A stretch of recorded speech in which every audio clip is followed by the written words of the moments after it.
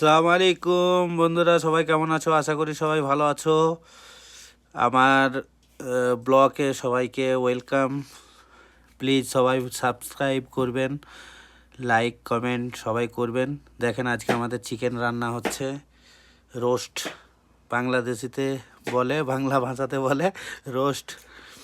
তো এখানে এখানে আছে লাউ সমেত, লাউও হবে, লাউয়ের সঙ্গে আলুও দিয়েছে। তো রোস্ট পাক হবে, অথচ লাউ আবার আলু।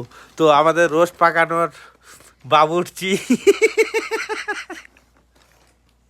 আমাদের রোস্টের বাবুর্চি মুখটা লুকোচ্ছে কেন বেচারা?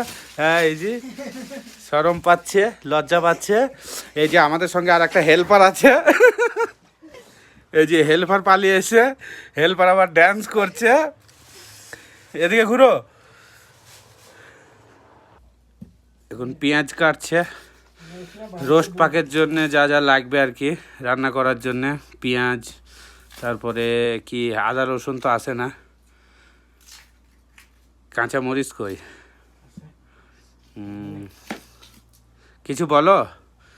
তো কে কে খাওয়া দাওয়া করবেন চলে এসেন আমাদের এখানে, খেয়ে যাবেন। নিমন্ত্রণ করে দাও একবার।